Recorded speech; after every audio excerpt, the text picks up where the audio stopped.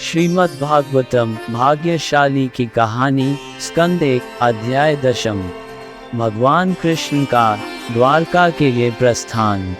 शौनक मुनि ने उस तरीके के बारे में पूछताछ की जिसमें राजा युधिष्ठिर, जो धार्मिक सिद्धांतों के प्रति अटूट पालन के लिए प्रसिद्ध थे, ने अपने छोटे भाई बहनों के साथ मिलकर उस आक्रामक दुर्योधन की हार के बाद राज्य पर शासन किया, जो गलत तरीके से सही विरासत का दावा करना चाहता था। निस्संदेह वे परिस्थितियों के कारण बाध्यताओं को स्वीकार करने के लिए बाध्य थे। सूत जी ने कहा कि कुरु वंश ने बांस के जंगल में भीषण अग्निकांड जैसे संकट के बाद ब्रह्मांड के अस्तित्व को कायम रखने वाले भगवान ने युधिष्ठिर के राज्य की सफल बहाली से संतुष्ट भाव प्रकट किए। भीष्म और अचूक व्यक्ति की शिक्षा प्राप्त करने पर गहन समझ रखने वाले युधिष्ठिर को अपने भ्रम से राहत मिली और वे अपराजय द्वारा सुरक्षित आकाशीय क्षेत्र के शासक इंद्र की तरह अपने भाइयों के साथ भूमि और महासागरों पर शासन करने के लिए आगे बढ़े। आवश्यक वर्षा हुई, जिसके परिणामस्वरूप फसलों और वनस्पतियों की प्रचुर वृद्धि हुई। प्रसन्नता से भरकर गायों ने चरागाहों को अपने थनों से भिगो दिया। नदियों, समुद्रों और पहाड़ियों की उपस्थिति ने उन्हें प्रचुर मात्रा में आवश्यक खाद्य पदार्थ, पत्ते और औषधीय पौधे प्रदान किए। कोई भी जीवित व्यक्ति, चाहे आंतरिक कारकों, बाहरी कारकों जैसे प्रकृति या अन्य के कारण हो, किसी भी प्रकार के संकट, बीमारी या अत्यधिक तापमान का अनुभव नहीं करता है, जैसा कि अक्सर ऐसे शासक के साथ होता है जिसके पास विरोधियों का अभाव होता है। भगवान ने अपने परिवार को संतुष्ट करने और अपनी बहन सुभद्रा, जिसका विवाह अर्जुन से हुआ था, को खुशी प्रदान करने के लिए कुछ महीनों के लिए हस्तिनापुर शहर में निवास किया। उचित प्राधिकार प्राप्त करने के बाद उन्हें जाने का अवसर दिया गया। इसके बाद उन्होंने अपने रथ पर चढ़ने से पहले राजा को आदरपूर्वक गले लगाया और प्रणाम किया। उपस्थित अन्य लोगों से भी सम्मान और स्नेह के समान संकेत प्राप्त हुए। उनकी बहन द्रौपदी, जिनकी शादी पांडवों से हुई है, उनकी मां कुंती, उत्तरा, साथ ही पिता धृतराष्ट्र और दुर्योधन की मां गांधारी, उनके बेटे युयुत्सु, पुजारी कृपाचार्य, जुड़वा भाई नकुल और सहदेव, भीम और धौम्य के साथ, और महल की अन्य महिलाएं और भीष्म की सौतेली मां सत्यवती अपने हाथों में शंख रखने वाले से अलगाव को सहन करने में असमर्थ थी और लगभग बेहोश हो गई थी।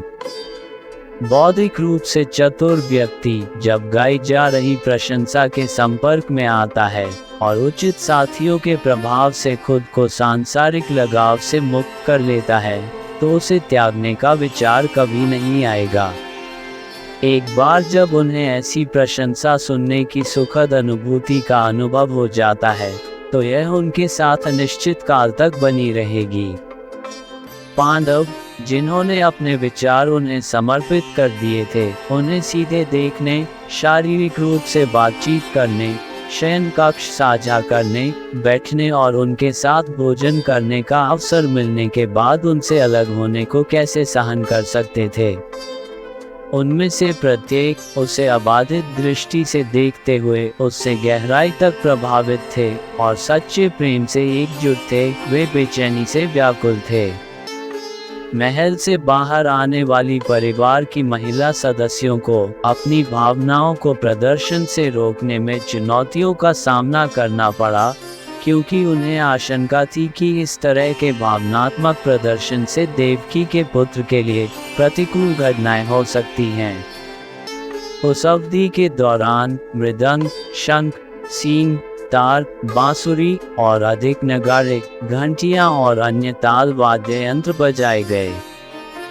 कुरु वंश की महिला सदस्य महल की छत पर चढ़ गईं और दर्शकों द्वारा देखे जाने पर कृष्ण पर स्नेहपूर्ण इशारों और शर्मीली निगाहों से दर्शन किया। अर्जुन, एक सम्मानित योद्धा जिसे बहुत प्यार किया जाता है ने नींद पर अपनी जीत के प्रतीक के रूप में मोती से सजा हुआ एक छत्र प्राप्त किया, जिसमें कीमती रत्नों से जड़ा हुआ एक मुस्टिक भी शामिल था।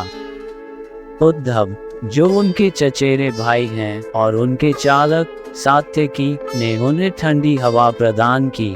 मधु के शासक के रूप में वह सजाए हुए फूलों पर बैठे और उन्हें यात्रा के बारे में निर्देश दिए। अफवाहें फैली कि उस समय द्विजों के भाव और रीति रिवाज न तो उचित थे और न ही अनुचित, क्योंकि वे ईश्वर के लिए किए गए थे जिन्होंने मानव रूप धारण कर लिया था। कौरवों के राजा की राजधानी में स्त्रियां शास्त्रों के वर्णन के अनुसार परम सत्ता की चर्चा में तल्लीन थी। उनका वार्तालाप इतना मनमोहक था कि वेदों की ऋचाओं से भी आगे निकल गया। उन्होंने सर्वोच्च सत्ता को उस मूल इकाई के रूप में याद किया जो भौतिक संसार के निर्माण से पहले अस्तित्व में थी, और उनका मानना था कि सभी जीवित प्राणी इस सर्वोच्च भगवान में विलीन हो जाते हैं, जैसे रात के दौरान ऊर्जाएं अपने स्रोत के साथ विलीन हो जाती हैं। अपनी अंतर्निहित शक्ति का उपयोग करके भगवान बार बार व्यक्तिगत आत्मा को भौतिक संसार में बाहरी ब्रह्म को फिर से बनाने का कार्य सौंपते हैं। यह विभिन्न तत्वों के नामकरण और आकार देने के द्वारा किया जाता है, जैसा कि प्रकट ग्रंथों में वर्णित है। दैवीय हस्तक्षेप के माध्यम से उनमें उन सम्मानित भक्तों के समान ही दिव्य प्रकृति है, जिन्होंने सफलतापूर्वक अपनी इंद्रियों और जीवन पर नियंत्रण पा लिया है। अपनी अटूट भक्ति के आशीर्वाद से वे शुद्ध मन की खेती देख पाते हैं, और निस्संदेह वे इसके माध्यम से शुद्ध जीवन प्राप्त करने के योग्य हैं। मेरे मित्रों, ये वह व्यक्ति है जिसका वेदों में और साथ ही विश्वसनीय अनुयायियों द्वारा संपूर्ण सृष्टि के एकमात्र और अंतिम नियंत्रक और परमात्मा के रूप में उल्लेख और वर्णन किया गया है। अपनी गतिविधियों के प्रदर्शन के माध्यम से वह हर चीज का निर्माण, पालन और विनाश करता है, बिना इसके प्रति कोई लगाव विकसित किए। जब भी ऐसे शासक होते हैं जो मूर्खतापूर्ण तरीके से दैवीय उद्देश्यों की उपेक्षा करते हैं, जानवरों की तरह व्यवहार करते हैं, तो वह निस्संदेह अलग अलग समय और युगों की स्थिरता सुनिश्चित करने के लिए विभिन्न तरीकों से अपनी श्रेष्ठ शक्ति और सकारात्मक सत्य, करुणा और उल्लेखनीय गतिविधि को प्रकट करते हैं। राजा यदु का राजवंश और मथुरा का क्षेत्र परम नेता और भाग्य की देवी की पत्नी की उपस्थिति के कारण बहुत ऊंचा है, जो अपनी युवावस्था के दौरान इस स्थान पर प्रकट हुई और रमण करती थी। द्वारका, वह द्वीप जहां कृष्ण रहते हैं, एक उल्लेखनीय स्थान है। यह महिमा में स्वर्गीय लोकों से भी आगे निकल जाता है और पृथ्वी के गुण और प्रसिद्धि को बढ़ाता है। द्वारका के निवासी कृष्ण की निरंतर उपस्थिति को देखने के लिए भाग्यशाली हैं, जो अपनी मुस्कुराती नज़र से उन्हें आशीर्वाद देते हैं। उनके विवाहित जीवन साथियों को बार बार उनके चुंबन का आनंद लेने के लिए यह आवश्यक है कि उन्होंने प्रतिज्ञा, स्नान, अग्नि यज्ञ और इसी तरह के अनुष्ठानों के माध्यम से नियंत्रक की निर्दोष पूजा की हो। हे सखी, ब्रज की युवतियां इसकी लालसा से बार बार दुर्बल हो जाती थी।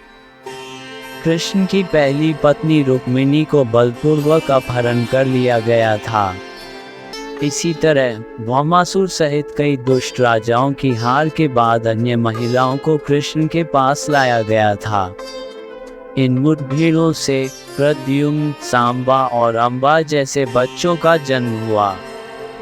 ये सभी सम्मानित महिलाएं, जो अपनी विशिष्ट पहचान और मासूमियत से वंचित थी, उनके प्यारे पतियों द्वारा, जो उनके प्यारे दिलों में रहते थे, सम्मान किया जाता था और उन्हें अपने घरों में कभी अकेला नहीं छोड़ा जाता था। जब राजधानी में महिलाएं प्रार्थना और बातचीत में व्यस्त थीं, भगवान ने उन पर अपनी दृष्टि की कृपा प्रदान की। अपने चेहरे पर मुस्कान के साथ उन्होंने उनका अभिवादन किया और फिर चले गए। युधिष्ठिर, जिनका कोई शत्रु नहीं था, ने नास्तिकों के शत्रु की रक्षा के लिए प्रेम और भय से रक्षा के 4 विभाग तैनात किए। काफी दूरी तक उनके साथ चलने के बाद भगवान ने दयालुता और स्नेह से दृढ़ पांडवों को, जो आसन अलगाव की संभावना से अभिभूत थे, वापस लौटने के लिए मना लिया। इसके बाद वह अपने प्रिय मित्रों के साथ द्वारका की ओर चल पड़े।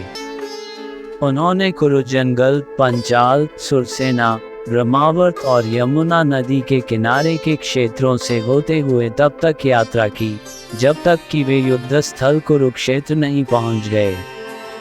वे अन्य प्रांतों के अलावा मत्स्य और सारस्वतन प्रांतों से भी गुजरे।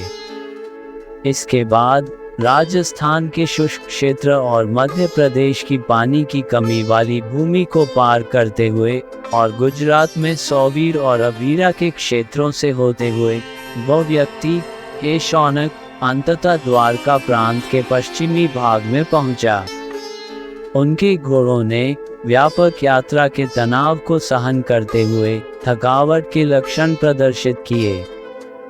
अन्य अवसरों पर सूर्य के पूर्वी आकाश में चले जाने और क्षितिज से परे जहां समुद्र स्थित है, गायब हो जाने के बाद शाम भर अलग अलग स्थानों पर प्रभु का स्वागत किया गया और उनकी देखभाल की गई।